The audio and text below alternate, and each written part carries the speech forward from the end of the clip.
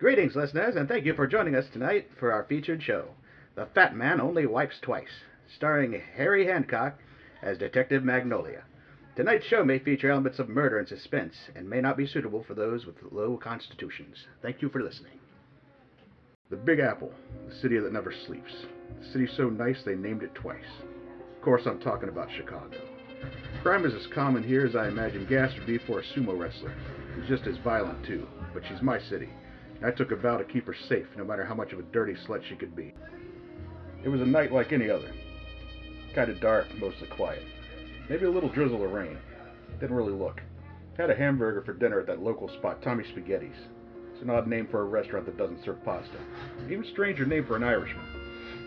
Anyway, back to the present. Just got into the office. Prefer to work night shifts, much less distractions. Yeah, come in.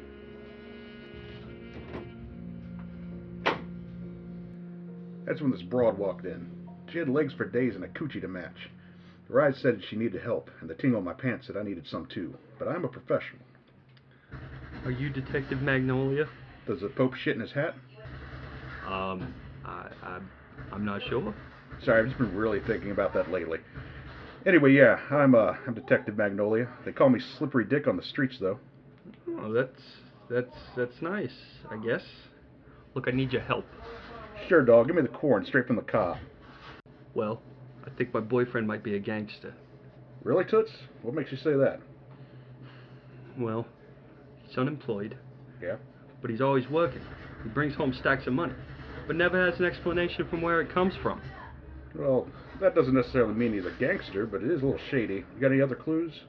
Yeah, he's always eating meatballs with his friends, and they're always calling him boss. Yeah, him and half the men in this city call that a Tuesday night. What else you got for me? Oh, I'm not sure. He has a lot of guns. Oh, and a shit ton of drugs. Doesn't really give me a whole lot to work with, but I'll tell you what. I'll look into it. What's your boyfriend's name? Tony Two-Ply. Two-Ply? Is that Welsh? Nah, I think it's Italian. Then I think I know where to find him. I stopped by Tommy Spaghetti's diner. Didn't think Two-Ply would be there, but that didn't matter. Had something else more important to deal with. Look, Dick, I can't help you. Tommy, you son of a bitch. Give me my nickel back. That burger gave me the worst diarrhea I've had in my life. It's like an Ovaltine fire hose down there. Oh, don't you go making accusations about my burgers. You're a fraud.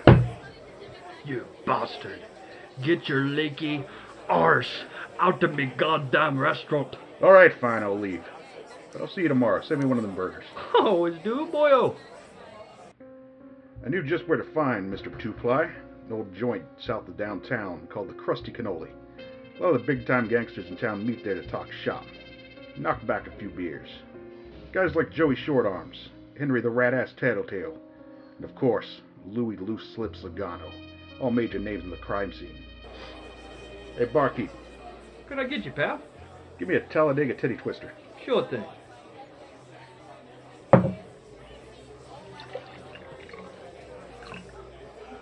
That'll be a quarter. This is a dime. Say, I'm looking for a guy. Owes me some money. Goes by the name of Two-Ply. You know of him?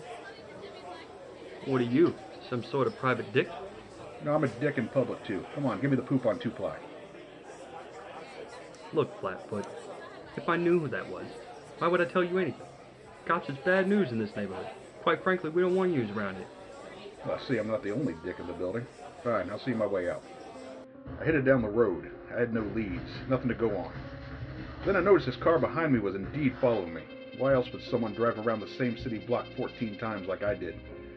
Pulled over in front of my office, and soon after I see a man getting out of the car, and he starts to approach me. So I rolled down my window. Hey, buddy, you looking for Two-Ply? So what if I am?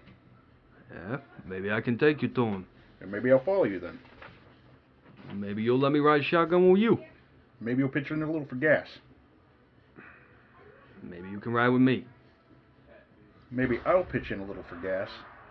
And you can ride with me. Alright, deal. Alright, go straight to the light here. Jesus, I meant once it turned green. I'm sure they're fine. People in this city, I'm telling you, they can't drive worth a chicken feather. Okay, take a left at the stop sign. There's an alley. Stop at the building with the red door. Now what? Now you get out of the car, asshole. It wasn't the first time I'd had a gun drawn on me, but it was the first time as a real gun and not just one drawn on my face when I passed out at a party. He walked me into the building, a dimly lit warehouse. I could make out two other figures in the darkness, as the man led me to a table full of drugs and money in the middle of the room. So what's this then? You and your goons gonna kill me right here in this room? Look, I wanted to speak to Two-Ply. I've got nothing on him. He's merely a person of interest. Some old dame came into my office. You might know her. You'd recognize her for sure. She had legs for days and a coochie to match. Thought I should probably investigate him because he was maybe a criminal, but I could see now, looking at the stack of drugs and money on the table and that gun pointed in my back, it's clear that crazy bitch had no idea what she was talking about. Sit down at the table. Don't often do what I'm told, because I'm a bit of a loose cannon. I usually do the opposite. In fact, when I was a teenager, my mom told me my dad left us and I was going to be the man of the house from here on out. So I left her too. But in this case, I thought it'd be wise to do what I was told. The two men moved closer to the table. I could make out their faces, and I recognized one immediately. Meatball Mike, the organized crime lord of East Chicago. They called him Meatball because of the meatball-sized mole on the side of his face. Goddamn thing looked like a throbbing blob of raw meat on his cheek. The second man was grossly overweight. His man titties looked like two possums fighting in a trash bag as he walked. A certain musky smell wafted over from him as he got closer. Detective Richard Magnolia. Meet Meatball Mike and the Fat Man. You can call me Tony Two-Ply. God damn it, did I seriously not ask your name earlier? No you did not. Well, mother always told me to mind my manners, but I am a rebel. Look, keep your nose out of our business and we won't mess with you. But the moment I hear you snooping around again, I'll cut you from asshole to appetite. Capiche? Alright, but I think it's pronounced capiche. Get the hell out of here. We're moving out of this warehouse tonight. So that's why you weren't afraid to drive me here. Alright, well what do I tell your girlfriend, Two-Ply? Oh, don't worry about her. She's been dealt with. Headed down to a little Italian joint called Domino's. My partner and I meet here for dinner a few times a week. Like clockwork, here he came. Detective Hamilton. He's been my partner for 5 years. That's all I know about him. Dick, about time you got here. Titty Twister's getting watered down. Watered down? The goddamn thing's practically water now. Well, thanks anyway. That's what you get for being late. Here comes a waiter. What can I get for you, gentlemen? I'll take the beef tartare. Oh my god, Hamilton, that's raw beef. You're disgusting. And for you, sir? Can I get the same thing, but the chicken instead? Thanks, Antonio. I assume that's your name. Actually, it's, Vince. I'm not going to remember anything other than Antonio, thanks, though. Can we get those, some more rolls? So the night rolls on. Just another dark, gritty night in the big city. After dinner, I head back to my apartment. Maybe crank on my Stromboli a little. So until next time, listener, keep it in your pants. That concludes our first episode of The Fat Man Only Wipes Twice.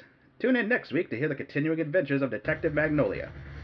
And remember, dear listeners, if life gives you lemons, make lemonade.